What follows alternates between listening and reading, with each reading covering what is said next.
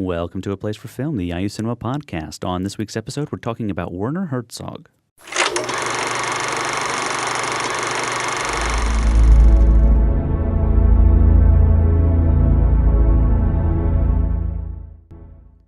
All right. Hello, everyone. Welcome to the show. My name is Andy Hunsucker. And I'm Jason Thompson. And this week, we've got a very special guest with us. We've got Professor Greg Waller with us, who is in the Communication and Culture Department.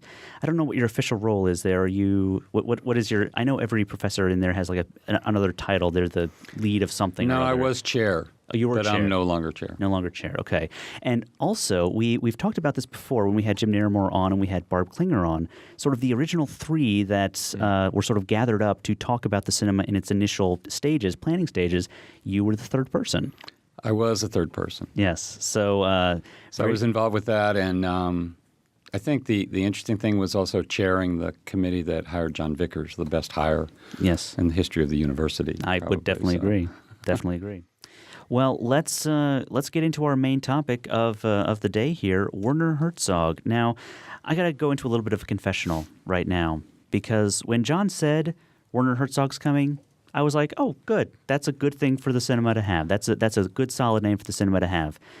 But I tell other people that Werner Herzog is coming, they freak out. And they lose their minds. Yeah. So I'm trying to figure out what I'm missing here. Like, I've seen some Werner Herzog movies. I've enjoyed Werner Herzog movies. But I guess I couldn't say I'm a fan of Werner Herzog. Now, maybe I'm just desensitized because, Jason, you and I have been with the cinema since, before it was open. Sure. So we hear names bandied about all the time that may or may not ever happen. We've seen some of the big names come through as well.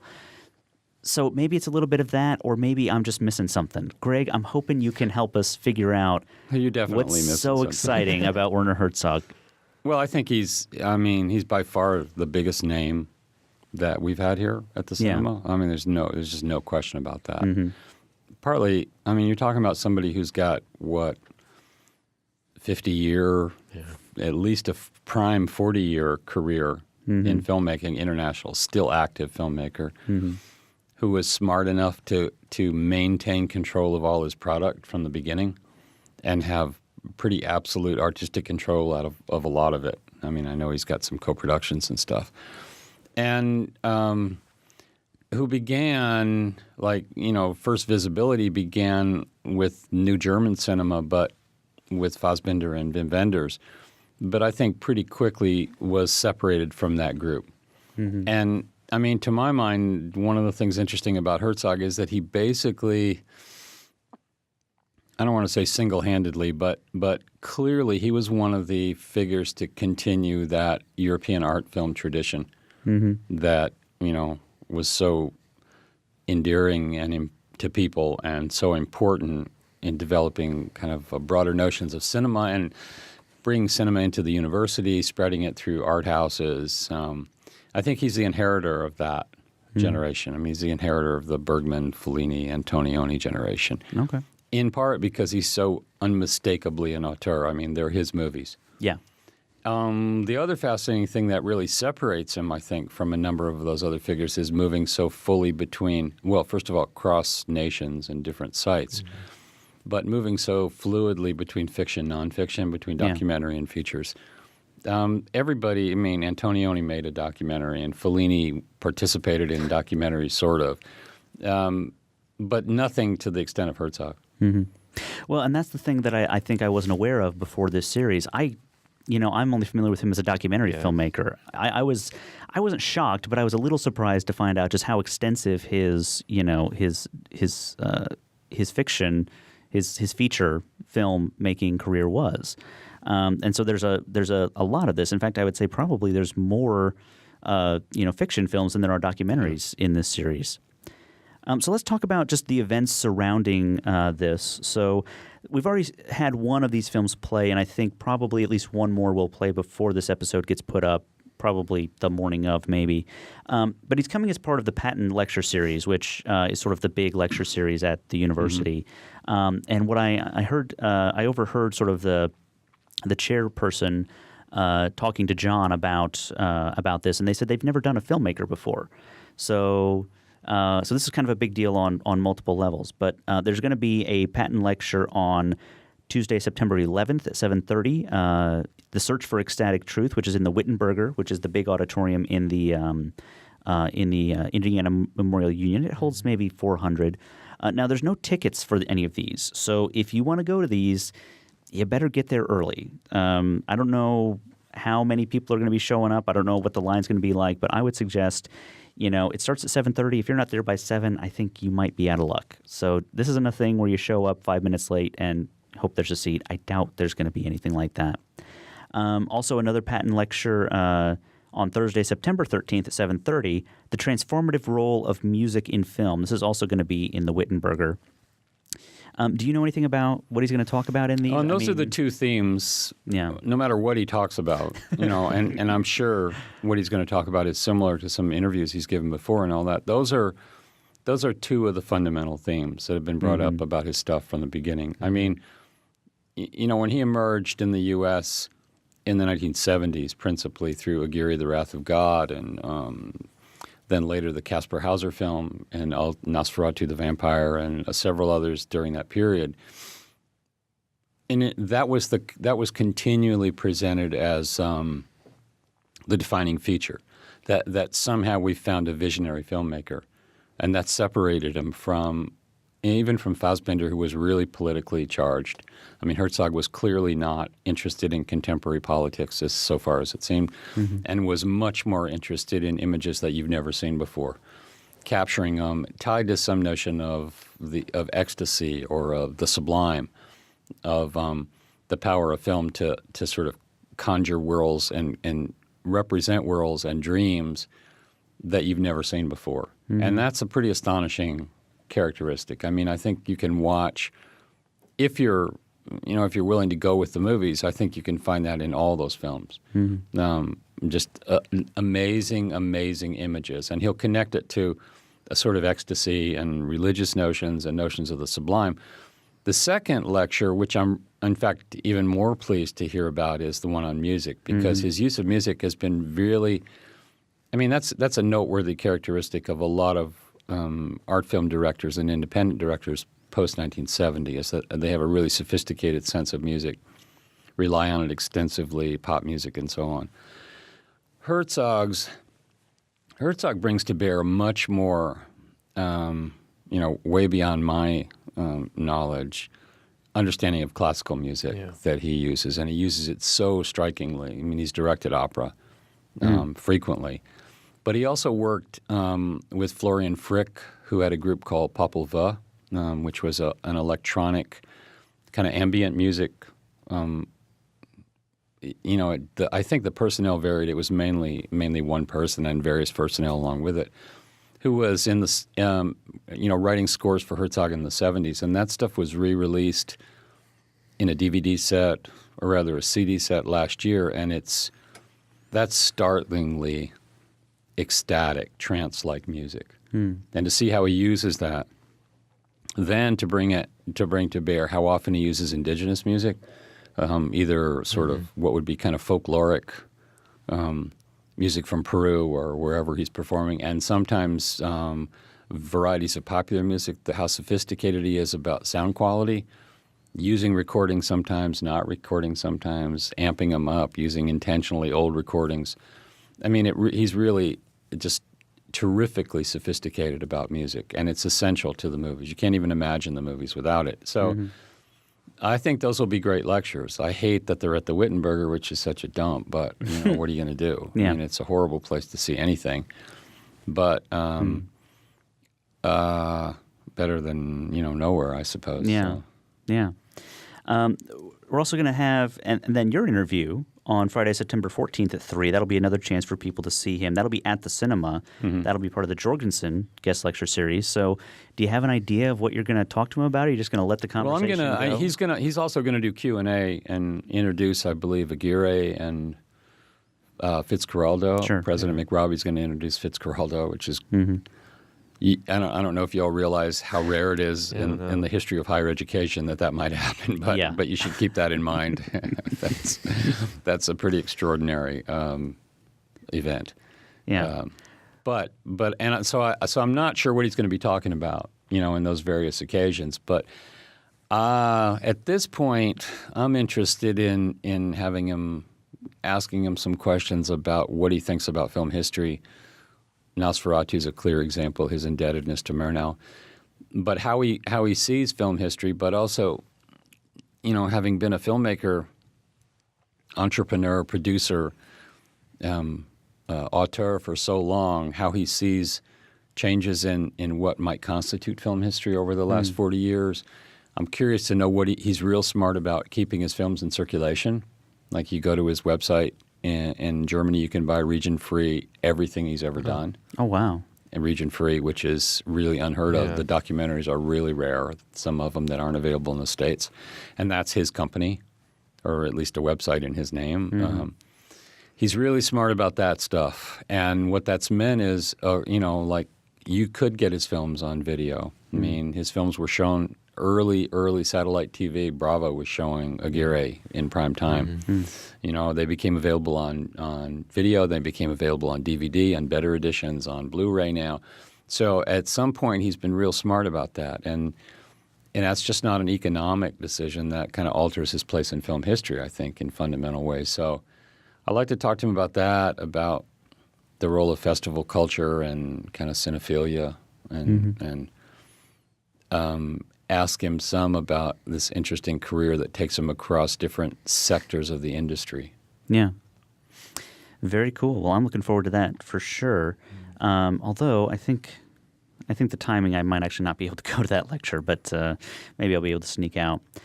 So let's talk about these films. And Jason you and I saw Burden of Dreams last week, and we talked about it a little bit last week, but let's talk about it a little bit more since we're here. This is about basically his search for ecstatic truth. And now that listening to you talk about that, this whole documentary makes way more sense about sort of how he was sort of responding to the way things were progressing. So this is a film about him making Fitzcarraldo and the lengths he went to make this film. Just the idea of making this film seems kind of insane because of what you would have to do to get the shots on film. And so part of this film, he's dragging a steamship, not a small boat, a steamship over a mountain. And he literally wanted to do it.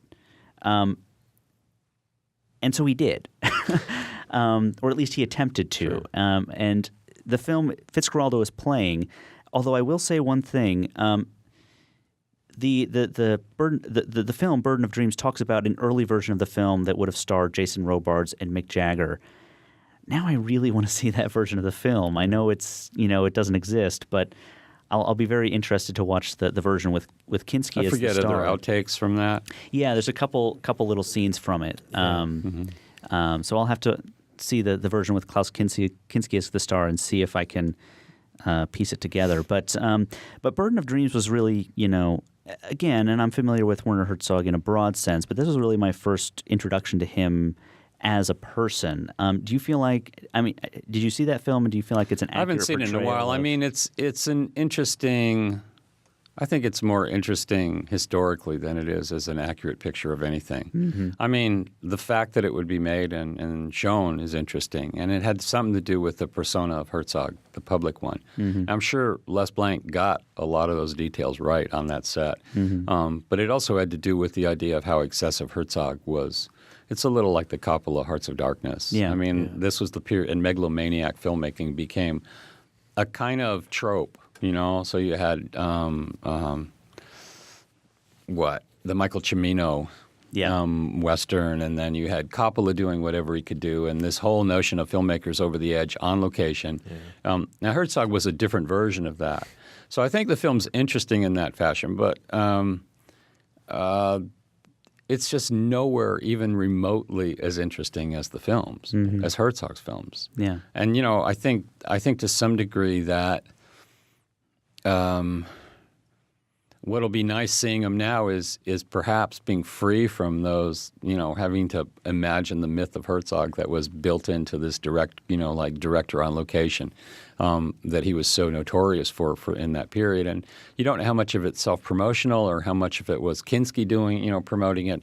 And clearly some was pretty smart as a way to attract attention, intentionally or not, by Herzog, let's say. But I think it'll be nice to see the movies free of that, to be honest with you. I mean, like, I'm curious for people to see something like Aguirre, The Wrath of God, and not know who Herzog is and watch it. Or even have a kind of, to imagine that the documentaries are what he made and not have seen those other ones is pretty astonishing. Because the other ones are, I mean, Aguirre is one of the great films of all time, in my mind. That's what everyone keeps telling me, you know, and I feel bad. You know, Yeah, you shouldn't feel bad. I mean, that's the way it goes. All I know is, but what I mean is, you know, Grizzly Man and those are interesting, and so is the Antarctic one. I really love that one, the one where he goes to Antarctica and interviews folks, and the cave movie's great. You know, so some of them are terrific, but you know, his very earliest documentaries, La Soufriere and, you know, The Great Ecstasy of the Wood Sculptor Steiner about a ski jumper are just as good as those. Yeah. And he was making those in 20-minute documentaries in 1970 or whatever. Yeah. But the features, I mean, the string of features he made in, you know, up through the mid-'80s, let's say, from Aguirre through the Kaspar Hauser film, through Nosferatu the Vampire, Fitzcarraldo, Fata Morgana, Strozak, I mean, they're just one astonishing film after another, I think. I mean, it's an amazing period of filmmaking for one person. Well, and, you know, I haven't experienced this, but this is, again, why I'm grateful for the cinema, because I might never have come across any of this stuff if the cinema didn't put it in front of me and say, hey, this is important. This is something you should pay attention to. So I'm very happy about that. Well, I mean, I think, you know, that one other point about that is that to get to see it on a screen. Yeah. And, I mean, I'm not sure. I'd heard that there are new, you know, that the Aguirre is especially a new print. I believe it's, this is going to be actually a new 2K digital print. Yeah. I mean, it should really knock you. I mean, like, I can remember seeing it when it came out and just saying, this is really just an astonishing experience. Yeah. So it may not be that way for everybody, but it's a great film. Yeah. So Aguirre, Fitzcarraldo, and Nosferatu are all brand new digital cinema packages, and I believe, in fact, that all those were packed here. And then, you know, we'll send them back so that they can be seen elsewhere, I suppose. But you keep bringing up Aguirre, so let's talk about Aguirre. This one's going to be playing on Monday, September 10th. Now, I feel a little bad that we're doing this late because I doubt you can get tickets to just about any of these at this point. I think it's there will be a standby line, so show up early. You know, be the first person in line. Some people will have gotten tickets and can't make it, or will turn tickets back in. So people get in. You know, it's not like just because it's sold out, you won't possibly get in. You got a pretty good chance if you get there at 6:30 or so that you'll have a shot at getting in. But you know, don't show up at 7:01 and say, "Ooh, gosh, I really wish I could get in," because you won't. But let's talk about Aguirre, Wrath of God. So I've been hearing everyone talk about this movie for weeks and weeks and weeks. I have sort of purposefully not looked up a lot about it because I didn't want to know too much before it hit. But give us like a general overview of like what should I expect walking into the theater that night?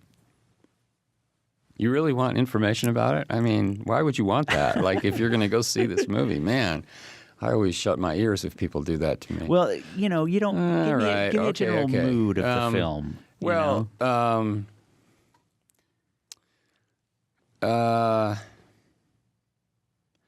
think what it is, or what's interesting about it is in one respect, it seems really allegorical and microcosmic. Like this is about the most corrupt version of Europe encountering the New World. But that's part of it, and it's really powerful. But it's just part of it. The other part is it's about the camera encountering that new world as well, and trying to find where the central character is this charismatic fascist, conqueror who wants to establish his own kingdom and who really deems himself the wrath of God. The camera is trapped by him in some fashion, but at the same time, it's exploring the possibilities of an extraordinary new world, and the film really captures that. I think, in fact, some of the complaints about it when it came out, and probably subsequently, are that it's just not, that its politics are really straightforward, and almost like he gets it out of the way. Of course, the Spaniards are racist. Of course this was. Colonialism sucked. Okay, fine. Now let's just let's see what kind of story we tell about this. Actually, what struck me, the more I wrote some stuff about it early on, and I used to teach it a lot, and what always struck me was for all the talk about its visionary qualities and its transcendent ecstasy and so on, and I think all of his films are like this as well. I mean, it's a remarkably careful, like remarkably worked out film. Like shots are clearly worked out. There are patterns of close-ups, for example. There's patterns of camera movement throughout the film. And you don't quite notice all of it, obviously, the first time through, but I think subliminally some of that stuff works as well. And it works in addition in terms of like what the music actually does to a film under those conditions and how complicated the relation is between this natural environment, the filmmaker trying to make a film in that environment, and the action that's transpiring kind of layered on top of each other. And plus it's just stunningly beautiful. Wow. And you'll see images that you just haven't seen before. Yeah. Which is pretty amazing if you can pull it off. So yeah. So there's lots of films playing this week. So Bad Lieutenant is playing, which is fiction. Two of his more recent documentaries, Grizzly Man and Into the Abyss, are both playing.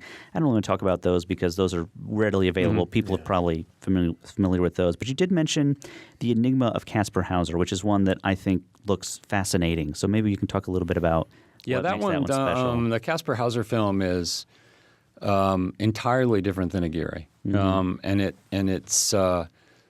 It's one of the retellings, or one way to approach that kind of wild child story that Truffaut also did, and that's eternally popular in Western rational society. Like, what would happen if somebody's discovered who wasn't raised, who was raised, in this case, in a tower, chained up supposedly for 15 years or whatever. How does somebody become acculturated? What does it mean to become part of the world? And so it's a great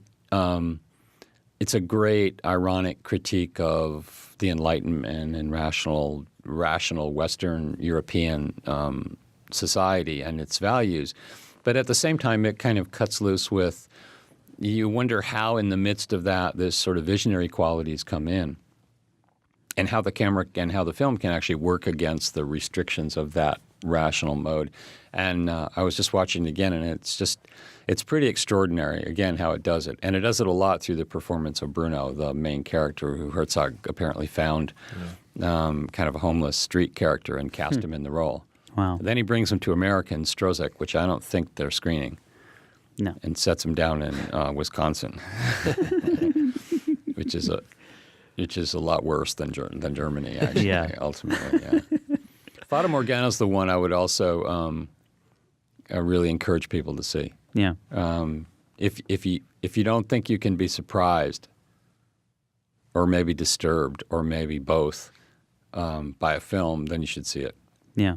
You should see it. And I used to sometimes do Fata Morgana back in my younger days too.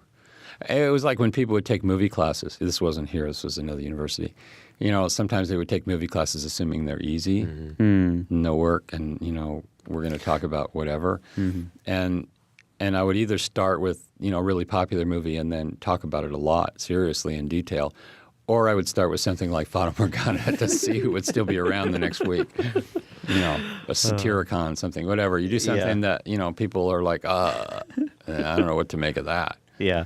So is Fata Morgana a documentary or feature? Yeah, it's a documentary, I suppose. It's a kind of fictionalized documentary. Okay. Yeah. Okay. About the world. Yeah. And the other one I really want to talk about is Nosferatu, because I've seen the original and I really enjoyed it. But I'm really wondering how Herzog sort of remade it or just kind of followed the original. Yeah, I wrote a long, I have this book on vampire stuff, and there's a long chapter about comparing the two, because they both always fascinated me. And in some ways, it's an extraordinarily close remake or remaking of the Murnau, like recreating certain shots, some of the makeup, obviously, in Max Schreck and Kinski in it. Isabella Gianni, it's hard to imagine anybody standing in for her earlier because she's so strikingly beautiful. But again, they're also really interesting, like when he alters that story, and especially in when he can, in fact, suggest this same realm of quite extraordinary. Not just the invasion of a vampire, but that the world becomes extraordinary, like when the rats are in Bremen, for example, and when he introduces the plague that way into the narrative much more fully than Murnau did. It's a pretty interesting, one of the most interesting remakes that I know about. Yeah. Do you know if he's ever talked about, like, was his goal to really kind of explore where Murnau went and, do that, or was he really trying to just work? Did he just find the story fascinating and wanted to kind of work on that? When I read the stuff then, it's been a long time since I worked on it, but when I read the stuff then, he hadn't really talked about that. I mean, he always talked about his love for Murnau, and especially for that film. Yeah. And you can see, like when you watch Nosferatu, you can see that and this is true of almost all his films, they very intentionally refer to each other. There's lots of references across from the documentaries back to the fiction. And so there are actors and there are particular scenes and situations in Nosferatu the Vampire that replay elements of those earlier movies in the 70s. So that, seeing it in that context enriches it. I haven't seen it on a screen since it came out. So I'm looking forward to that. Yeah. And then the last one, the only one we haven't talked about yet, or at least we haven't mentioned, is Land of Silence and Darkness. And again, I don't know anything about this one, so maybe you can... I mean, that was his... I think it's released under a different title now. Okay. But that's the title it's being billed at. Yeah. And I can't remember the other title. It's one of his first documentary... They're always documentary with question marks after them, or like there's always some element of, when I looked at his stuff early on, I was looking at some short films, and there's always an extraordinary element of stylization to his films, to his documentaries, through the soundtrack, through the voiceover, through his role in it, through how he carefully constructs the film, no matter what the film is, Grizzly Man or the early stuff. And this was the kind of entry point to that. And it was the first film that got. I'm not positive about the chronology because some of his stuff got released out of order over here. But that could have come after Aguirre, that they went back. I remember the first time I saw it was after I'd seen Aguirre, that they re-released it. And it was probably after Heart of Glass, where he notoriously hypnotized the whole cast. It's a real slow movie. Yeah. But they're not showing that one either. No, it doesn't look like it. All right. Well, I think we've covered everything. Is there anything else you wanted to throw out about Herzog? No, I'd really encourage people, if they don't have tickets, to try to get in, especially to one of the ones where he's going to be there. Oh, yeah. I mean, I think he's going to be interesting. He's really developed a career of what's interesting about him. He's just not living on previous laurels. Sometimes it's filmmakers who just are recycling. Living on films that are 30, 40 years old. But, I mean, you can see from the list of films here, it goes up to last week. Yeah. And he's already doing something else, and he's deeply interested in new technology. So that part's really fascinating. And then to get to see especially new screen versions of, big screen versions of some of the classic stuff now, that would be a great experience for people. Yeah, definitely. All right. Well, I think we will get out of here then. Thank you, Greg Waller, for joining us. Sure. You'll come back sometime? Sure. Absolutely. Excellent. So we'll get out of here. Thank you guys for listening and watching. I'm Andy. And I'm Jason. This has been, and always will be, A Place for Film. A Place for Film is recorded at WFIU Studios in Bloomington, Indiana.